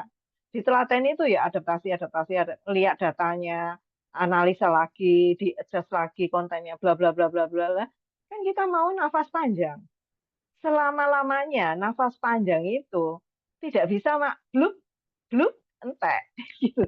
Jadi nafas panjang itu kan narik nafas gitu kan. Gak bisa. Aku pengen boom gede gitu. Ya bisa. Tapi duitnya punya apa enggak resources-nya? Nah, kalau sudah terjadi gitu, resources-nya ada, gak apa-apa, hajar aja, bleh, gitu kan. Tapi kalau kita nggak punya resources kita terbatas, ya mesti pinter loh. Nah, nek pinter tuh ya apa caranya? Apa nek enggak setia, loyal to proses, ya apa cara nih? Give me another way to do that, gitu. Nggak ada caranya, kecuali proses. Nah, by the end of 4 years, gitu, kita jadi semakin enggak gitu. Oh, marketing kita kayak gini, orang-orang yang beli itu nanti modelnya kayak gini. Orang-orang yang bisa didekati, yang bisa diajak kolaborasi itu kayak gini, yang diajak partnership itu kayak gini. Kita itu loh ya. Bahkan ada klien saya yang kontraktor tuh ngomong gini, after 6 years, saya setelah 6 tahun terus ngomong gini, aku ketemu pertama ya aku wis tahu orang ini kira-kira bisa mau beli produkku apa enggak. Sudah bisa punya petanya, peta prospeknya kita kayak apa atau leads-nya kita ya apa yang bisa digiring untuk sampai beli sama produk kita itu kita sudah pegang pattern-nya. Terutama pada produk-produk jasa yang sifatnya itu sangat harus ada korelasinya gitu ya, deket ya. Kalau orang itu tidak percaya kan tidak mau beli jasanya kita. Kalau beli di Tokopedia 100-200 ribu ya besok gak bisa dipakai, tidak enak dipakai ya wes lah dibuat atau dikasih no orang. Tapi kalau beli jasa kita yang ada harganya dan harganya itu mahal investasinya, ya mikirnya banyak. Terus butuh suara-suara dari orang banyak. Terus butuh ikatan tertentu yang membuat dia itu merasa nyaman kerja bareng sama kita. Kan gitu. Kalau enggak ya nggak bakalan percaya lah sama kita, nggak bakalan beli lah, terutama kalau produk jasa ya. Karena saya di jasa, jadi saya mengerti betul tentang ini. Tapi di produk-produk yang lain itu kita mesti lihat juga itu masa panjangnya dan apa yang perlu kita lakukan secara konsisten. Ini kan kalau saya bagikan kan cuma metodenya aja gitu. Tapi kalau metode ini anggap aja nggak usah kayak ngambil aja yang kita bisa kerjakan sekarang itu cuma 1 atau 2 metode. Ya kerjakan aja. Tapi ingat ya, adaptasi itu artinya kalau misalnya 1 kali nanti TikTok itu sudah tidak menghasilkan lagi ya tinggal ganti yang lain. Jangan pokoknya Instagram toh, aku tahu ini hasilnya wes Instagram, tapi 1 kali Instagram itu sudah lewat waktunya ya, ya lewat gitu. Itu tadi kan ngomong tentang adaptasi kan. Terima kasih Coach. Ini Saya satu sedang sesi satu sendiri pertanyaan ya. jawabannya panjang. Iya, satu sesi ya, berarti pertanyaannya tepat ya, berarti Pak Edward Iya, ya. betul. Kita satu pertanyaan kita dapat satu sesi Tadi plus tunggu lagi nih yang 15 menit ngomong apa ya? 15 menit ngomong apa enak ya? Terus Pak Sam langsung jawab pertanyaan itu sudah saya mute, enteni Coach Ruwani jawab. Lumayan dapat supaya satu lengkap. sesi kuliah. Supaya lengkap kan, supaya jelas. Ya, tapi terima kasih Coach. Ini sayang sekali waktu kita terbatas. Tapi kalau saya mau ambil kesimpulan dari apa yang kita bicarakan hari ini, yang kita sharingkan hari ini, high impact marketing itu adalah sebenarnya sarana yang luar biasa. Marketing tidak perlu terlalu kita pikirkan yang wah, sebenarnya kita bisa manfaatkan banyak hal, bahkan yang low budget pun bisa. Yang penting ada hasil nyata yang bisa berdampak bagi kita semua nanti. Yang penting juga kuncinya adalah konsistensi, setia pada proses dan adaptif. Tadi kalau saya di sesi terakhir tadi yang saya garis bawahi, sudah ya tinggalkan saja. Jadi pada akhirnya memang pada saat kita melakukan proses marketing yang perlu diketahui kita harus tetap melakukan uji ukur. Apakah yang kita lakukan, proses marketing yang kita lakukan itu sudah relevan atau menghasilkan atau tidak. Jadi dari cerita Coach Ruwani tadi sangat dalam dan 3 poin tadi konsisten, setia pada proses dan adaptif ini yang akan dilakukan terus-menerus. Jadi istilahnya kalau dalam programming itu looping ya. Konsisten, setia pada proses, adaptif. Oh, nggak cocok. Lakukan lagi dengan cara yang berbeda. Lakukan lagi langkah 1, 2, dan 3. Ya, terima kasih Coach Ruwani atas Sama-sama. penyampaiannya yang luar biasa, ilmu yang luar biasa, sangat menambah bahkan memberikan insight baru bagi kita, bagi para pebisnis yang ada di Biskom ini. Bagi para teman-teman, jangan lupa nantikan acara-acara Biskom berikutnya 1 bulan 1 kali, ya. Jadi sayang kalau sampai terlewatkan. Setiap bulan pasti ada tema-tema menarik dan kita sebagai tim Biskom di tahun ini sudah membuat rangkaian. Jadi tunggu saja. Jadi sayang kalau misalnya sampai tidak ikut di salah satu sesi, nanti nggak nyambung gitu ya. Seperti yang tadi disampaikan Coach. Mengenai dasi merah itu adalah sambungan dari materi kemarin. Bulan lalu, ya. Iya. Oke, gitu aja. Saya lanjut dari slide ini untuk menutup. Oke. Ya, bagi teman-teman yang rindu untuk bagi kita KBC untuk tetap terus melayani dunia marketplace, Anda dapat melakukan scan kris berikut sehingga terus membantu dalam pertumbuhan dan perkembangan kita dalam pelayanan di dunia marketplace. Silakan kalau mau screen capture atau mau difoto, silakan. Saya tunggu waktu 5 detik karena sudah masuk di pukul 9. Oh ya, aku kaget ngomong ya. I'm sorry ya. Oh, tidak apa-apa, Coach, tidak apa-apa. Justru itu banyak sekali ilmu yang diserap tadi terakhir-terakhir, banyak poin bagus. Jadi kita bersyukur punya Coach ya, Ruwani yang ceritanya panjang. Ngentek-ngentek no waktu nih. Terima kasih. Coach bisa sekali lagi Coach bahwa kita tutup dalam doa, Coach, boleh? Oke. Oke, terima kasih. Mari kita berdoa. Terima kasih Tuhan untuk setiap kesempatan kami boleh berkumpul, berdiskusi, bercakap-cakap, boleh belajar hal-hal yang mungkin sudah pernah kami ketahui, tapi kami tidak pernah lakukan. Tuhan, kami minta Engkau sendiri yang memberi kami hikmat dan pertolongan pada waktu kami mengerjakannya di dalam usaha kami, bisnis kami, Tuhan, yang sudah Engkau percayakan kepada kami untuk kami kelola.